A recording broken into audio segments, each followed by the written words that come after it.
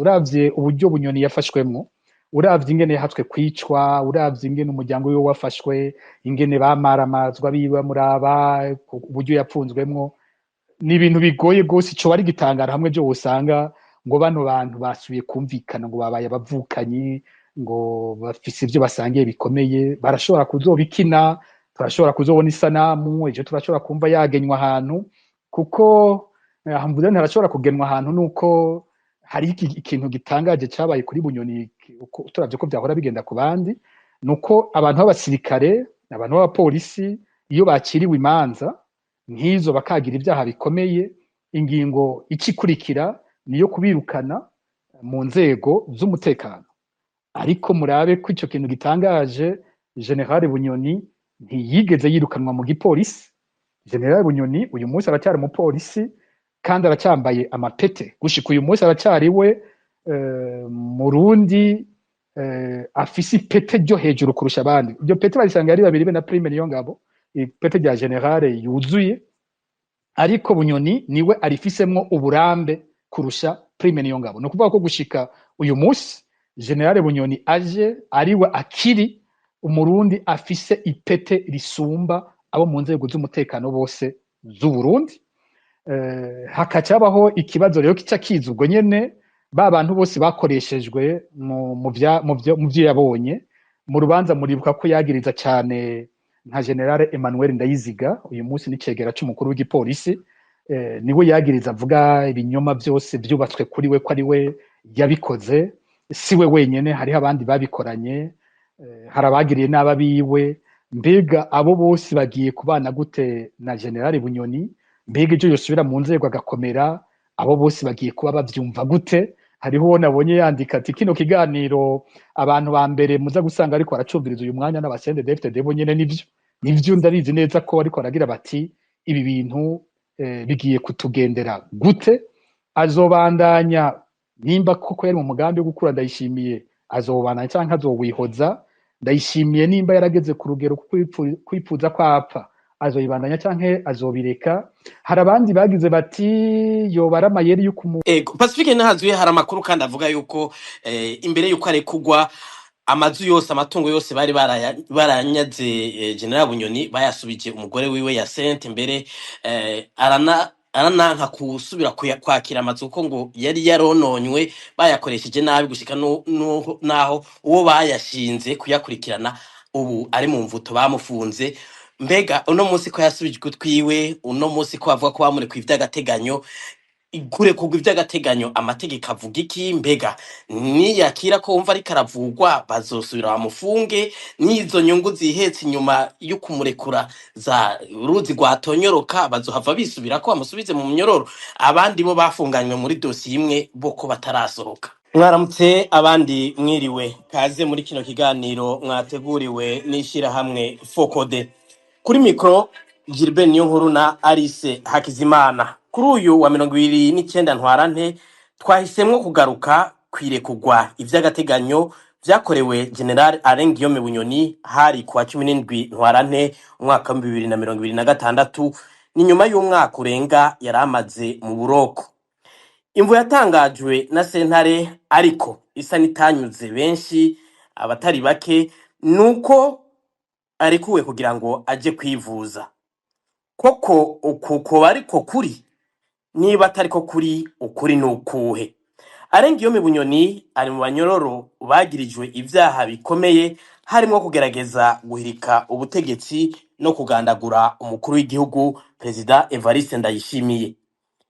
Niba mu gupfungwa atari yaremetswe intebe ishushe, vyahereyeho ngo uwagirizwa ivyaha vy'agacamutwe arekugwe mu gihe President Ndayishimiye asanzwe amufata nk'umwasi. Yagondojwe n'iki? Yagondojwe nande? Ku nyungu izihe? Haba kuri Evariste Ndayishimiye ku giti ciwe canke mu mugambwe CNDD FDD? Ngibi bimwe mu bibazo tugiye guca hirya no hino muri kino kiganiro. Umutumire dufise numwe Rudende Alice akaba agiye kumwakira anababwire indinganizo ya kino kiganiro. urakoze Gilbert nk'uko yaje kubivuga umutumire dufise ni umwe rudende n'umukuru w'ishirahamwe Focode Pacifique ndahazwe turabahaye ikaze muri kino kiganiro kandi turabaramukije Pacifique nazwe Naje ndabaramukije kandi ndaramukije abariko baratwumviriza bose. murakoze nk'uko twama tubigenza mu biganiro vya Focode rero iki cyo kimwe n'ibindi kiza kuba kigizwe n'ibice bitatu ni ukuvuga ngo mu isaha ya mbere tuza guha ijambo umutumire kugira ngo aze guca hirya no hino irekugwa rya Alain Guillaume Bunyoni atubwire amakuru yo mwibanga bifise ko mu gice cya kabiri niyo tuza guha akaryo abariko badukurikirana kugira ngo bashobore kubaza ibibazo canke bagire intererano batanze mu gice cya gatatu na ca nyuma tuza kugaruka ku mutumire kugira ngo atubwire icokogwa kugira ngo ubutungane bubashe na ntaryo kubahirizwa kuri bose. Kino kiganiro muriko muragikurikiraho ikibiriraho ku mihora ngurukana bumenyi X na Facebook vya Focode. Mugenzi wacu Philibert Nisabwe akaba ari mu buhinga bw'ivyuma kugira ngo amajwi abashikire aho muri ku mpande zine z'isi. Ikiganiro gihagarikiwe na mugenzi wacu Gordiano Niyungeko. Ngira tutatevye Gilbert turashaka kwinjira mu kiganiro nyezina.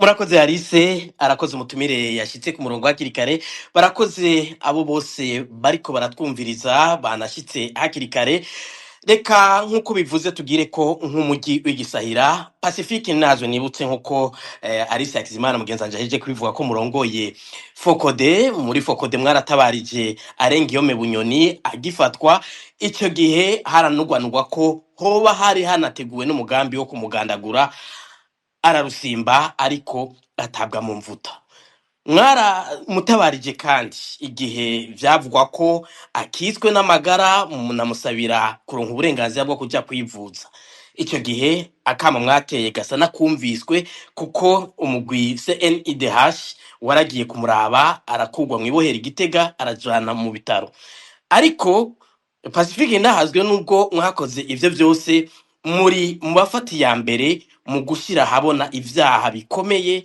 mwifuza ko Alain Guillaume Bunyoni yokurikiranwako none kubu yatezuriwe agataha imuhira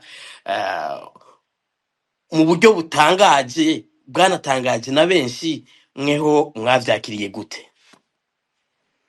Ego murakoze kuri kino kibazo narabonye n'abantu bamwe nabonye bariko baracibaza ko gutyo nyene ico numva noherako nuko iyo ibihe byose twamutabarijemo twabikoze nk'uko tubikora ku wundi murundi wese iyo bishitse tukamenya ko uburenganzira bwiwe bushobora guhungabana bityo tukamenya ko hari umuntu agira yicwe bishitse tukamenya ko hari umuntu anyurujwe bityo tukamenya ko hari umuntu umunyororo amerewe nabi bakabitubwira inshuro zitandukanye twaragiye turabikora nko ku banyororo bagwaye twarigeze gutabariza nka General Celestin Ndayisaba batazira Kibadashi ari mu mugwi w'abagirijwe ko bari mu bagandaguye President Ndadaye abantu baravyibuka yuko twagikoze kandi naho nyene bikagira akamaro akaja kwivuza ico gihe turaza no kumugarukako ndibuka ejo bundi ko tigeze gutabariza Clement Nkurunziza mu bitaro hari Ingozi agiye mu bitaro hateguwe ko baza kumwica mu bitaro bakoresheje imiti bari kumutera muri bako ico naragikoze naco nyene ico gihe kirafasha n'uburero bukeyi ubundi bwo twodondagura nitwoheza kuko ndibaza nk'urubuga rwanje be n'urubuga rwa Focode inshuro tuvuga abantu babangamiwe bagowe b'abarundi bo mu mice itandukanye ni nyinshi cyane uko twabikoze kuri General Bunyoni niko no ku bandi tuzobandanya kubikora rero ngaha hariho ibintu bibiri byo gutandukanya kuba tuvugira umuntu umurundi wese ari mu vyago tukamutabariza ntibica bihindura kwiyo hariho ico tumuziko ko naco nyene tukigumizako kubera ko mu kugwanira uburenganzira bw'abarundi tugwanira uburenganzira bw'abarundi bose hariho abarundi dufata ko babuze nabo uburenganzira bwabo bivuye kuri General Bunyoni mu gihe ari ku butegetsi muri ico gihe naho nyene tubandanya kugwanira uburenganzira bw'abo bandi nabo bahonyowe muri ico gihe. Niho bica bizana ko abantu rimwe na rimwe usanga batariko barabitahura uko ivyo bintu tubikora. Ku ruhande rumwe bazokwama bumva ko dusaba ubutungane ku bantu bose banyurujwe, ku bantu bose bishwe, ku bantu bose bagiriwe nabi n'intwaro ya CNDD-FDD, harimwo mu gihe General Bunyoni yari mu bategetsi bakomeye b'igihugu, ari mu bafata ingingo ku bibi vyakorerwa abo bantu. Nk'uko kandi nawe nyene bishitse nk'umunyagihugu akagirirwa nabi, tuzokwama naho nyene dusemerera dusaba ko uburenganzira bwiwe nabwo nyene bwubahirizwa. Ku bwanje ivyashikiye General Bunyoni nibaza ko bifasha kwerekana vy'ukuri ishirahamwe rihanira agateka ka kina muntu ico arico. Ni amajambo nkunda gusubiramwo kenshi, abantu kumbure baza kuyatahura nko mu bihe bene ibi biba bigeze nko ku muntu nk'uyu. Nama mvuga nti iyo tuvuze agateka ka zina muntu ntabwo tuba turiko tuvuga agateka k'abagenzi bacu, ntituba turiko tuvuga agateka k'inshuti kabo dusangiye ivyiyumviro, kitwa agateka ka zina muntu. Uwo wese yitwa umuntu tugwanira agateka kiwe. Rero ni kenshi nkunze no kuvuga nti ni vyiza kugwanira agateka kabajya bakure yawe, kugira ngo nabo hafi yawe bashikiriwe uzobe waradugije ijwi vyumvikana ko usanzwe ugwanira umuntu wari we wese. Ni benshi bo muri CNDD-FDD banyandikiye mu nyuma bambwira bati twaratangaye cyane tubonye ushobora kuvugira Bunyoni. Benshi baragira bati turazi ivyo yashobora kugukorera, bamwe bati twarabaye mu migambi yari itegura kukwica wewe kandi tuzi ko yarayishigikiye. Rero twarumiwe kubona atangwara nimwe ufise yuko mugwanira nawe co kimwe n'abandi bose wagiye uragwanira. Nibaza ko no kuri we cyabaye ikigwa gikomeye, kumbure uko yatahura bagateka kazi na muntu bishoboka ko ahari uyu munsi ashobora kuba batahura kurusha uko vyari biri, aho kwibaza ko ivyo dukora byose ari uko twaga igihugu, ari ugucafuza igihugu. Nibaza ko ivyo aciyemwo byamubereye ikigwa, aho ashobora kugira ati ba bantu barafise akamaro. Rero nk'uko ubizanye reka tushake tuvyibutse, kuko nabonye abarundi bibagira n'ingoga, ibiba vyabaye bavyibagira n'ingoga cyane. Nk'uko bivuze mu kwezi kwa kane muri 2023 abegereye Bunyoni baratubwiye yuko ashobora kwicwa ico gihe. Nibutse ko imbere yuko tugera kuri iyo tariki yo kuvuga ko ashobora kwicwa hatanguye itariki 17 z'ukwezi kwa kane, aho abakozi b'iperereza n'abapolisi batari bake bashwara urugo rwa General Bunyoni, bagiye kumufata basanga sihari, baca bugariza umuryango wiwe.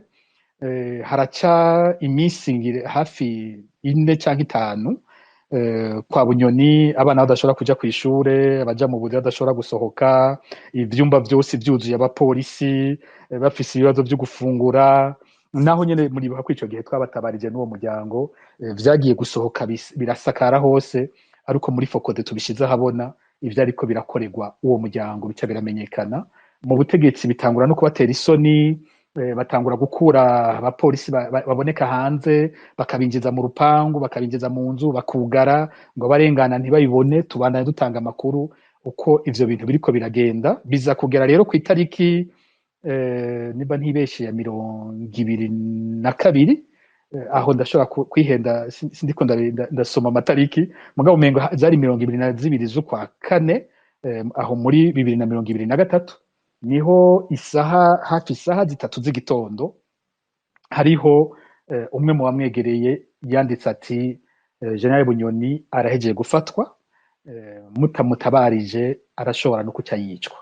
Biza gushika mu gihe ico gitondo nyene, uyu mwanya twariko tubona yandi makuru menshi yasohoka avuga ko Bunyoni bamubonye muri Zambia, abandi ko bamubonye muri Tanzania. Ako kanya rero ndavye ayo makuru twari tumaze kuronka, twariko turasoma avuga ko bamubonye mu bindi bihugu, nkaca ndonka ayo makuru avuye mu biwe yemeza ko yagiye gufatwa kandi ko afatiwe ku mubone. Ico gihe natahuye, kuko nzi ngene iryo perereza rikora, natahuye ko uwo muntu agira yicwa.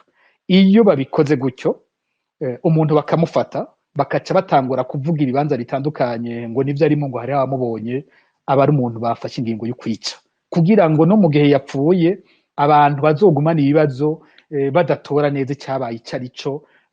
Imyaka yoheze hariho abandanya kutubwira ko ari muri Zambia, n'abandanya kutubwira ko ari muri Tanzania, atawuzi amaherezo yiwe mwarabibonye ivyo akarorero nari nakafatiye ku gihe ku vyashikiye Colonel Edouard Nshimirimana na General Jeremy Ntiranyibagira igihe bafatiwe muri Tanzania. Ndi mu bantu bakurikiranye gose ikibazo cabo, ariko iperereza ryarashoboye kudukoresha gutyo ku buryo tunanirwa kumenya ico dufata n'ico tureka. Ico gihe naronka amakuru y'abantu bemeza neza ko aba basirikare babiri bafatiwe muri Tanzania, batwawe mu busho muri Tanzania, bakambwira n'ubusho barimwo ubwo ari bwo, bakambwira ko noshobora kuvugana n'abacunze ubwo busho. Harabaho ikigwi kinini kiguma kimpa amakuru ameze gutyo. Mbere mu babikoreshejwe ivyo bintu harimwo n'abitwa ko ari abatavuganwe n'ubutegetsi, sishimye kuvuga amazina yabo iyo ndiko ndavuga abantu bakoreshwa n'iperereza, ni abantu baza baravyitondera.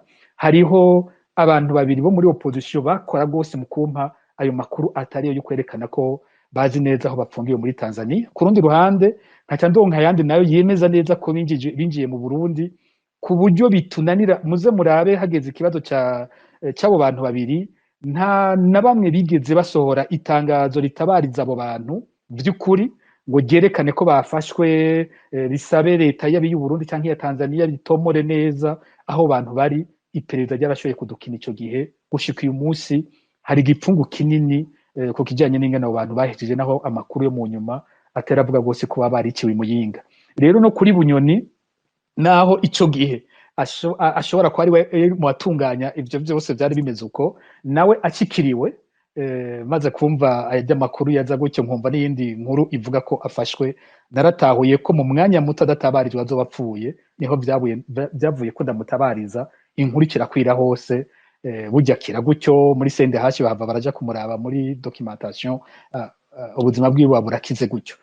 Ikindi gihe wavuze naho byabaye mu kwezi kw'icumi guheze, nimba ntihenze, naho nyene muri 2025, naho nyene twararonse ubutumwa bwavuye mu bamwegereye muri kino gihe ko yarekuwe. Nibaza ko hariho bimwe ntatinya gutomora aho byaba byazananye, kuko ntaco bigihindura ubu ndibaza. Naho nyene mu bamwegereye, sinza gutomora gose wari ariko mu bamwegereye cyane, naho nyene twararonse ubutumwa muri Focode buvuga ko Bunyoni ahageze adatabarijwe apfa. Batubwiye ati mutatabarije Bunyoni ukuntu agwaye, ukuntu asigaye ameze, asa n'uwataye ubwenge, ingene basigaye baja kumuraba bagasanga yinyegeje munsi y'igitanda, uyu muntu adatabarijwe nta mwanya munini asigaranye adapfuye. Naho nyene turahita turabikora nk'uko dusanzwe tubikorera ku bantu bose badutabarije. Hanyuma bimaze kuja habona ku rugero rungana gutyo, umukuru wa CNDH uyu musenyeri Martin Blaise Nyabo aca araduga kw'ibohero Igitega, araja kuvyirabira, arabona uko bimeze, gutyo baca barategeka ko atwarwa mu bitaro vy'Igitega. Ni gutyo naho nyene no muri ico gihe yatabawe. Rero uko bivuze niko twarabikoze, twabikoze kuri we nk'umurundi wese, nk'uko tubikora no ku wundi wese.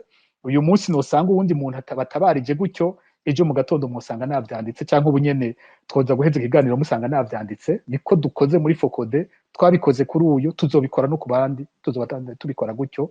Kuba yarekuwe nico nohereza ko navyakiriye gute. Navuze nti nabonye abagenda bavuga ko umenga barashavuye cyane kuba yarekuwe. Kuri jewe sinovuga ko kimeze gutyo, kuko ivyo yarapfungiwe ntibinyerekeye.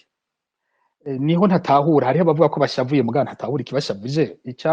Ico Bunyoni yapfungiwe ntaho gihuriye na twebwe ibyo twipfuza ko turanka ku butungane ntivyigeze bivugwa mu rubanza rwa Bunyoni. Gushika uyu munsi ntivyumvirizwa, ntivyerekeye Bunyoni wenyene, vyerekeye hafi abategetsi bose bakomeye muri CNDD-FDD. Dukeneye ko bakurikiranwa ku vyaha bikomeye cyane badukoreye mu kutwicira abantu, mu kwica abitavye imyerekano muri 2015, mu kubandanya banyuruza abatavuga rumwe n'ubutegetsi, abo muri societe civile n'abanyagihugu ataco bazira, mu kutwaka uburenganzira bwacu nk'abarundi bwo gusohora ivyumviro byacu mu gihugu, gushobora kwitunganya mu mashirahamwe, imigambwe n'ibindi, gukuraho umwidegemvyo nyene w'abarundi. Ivyo turakeneye yuko ababikoze babihanirwa. Nivyo sentare mpanavyaha mpuzamakungu ikurikirana, vyitwa crime contre l'humanité. Ico gikorwa Focode ibandanye gishigikiye co kimwe na bagenzi bacu bandi bariko barabikora ko tubona dukurikirana ingene iyo dossier igenda. Rero ivyafashe Bunyoni ni ishari inzankano amacenko hagati y'abasendefte y'abatwara hagati urwanko ruri hagati ya Ndayishimiye na Bunyoni amufata akamupfunga uravye urubanza uko rwagenze kumbe ndaza guza kubicako ubona ko ari urubanza ataho ruhuriye n'amategeko nyene uko imanza zimeze ivyo rero umuntu bamupfunze gutyo mu nyuma akavuga ko bamurekuye ntaco bipfana na jewe ni nk'uko ejo twokumva ngo Ndayishimiye yapfunze Prime Niyongabo akavuga ati nawe nyene yagira nkure nimba ari yandi mashari bafitaniye hanyuma haciye umwaka cyangwa imyaka ibiri akamurekura ivyo bintu ntacyo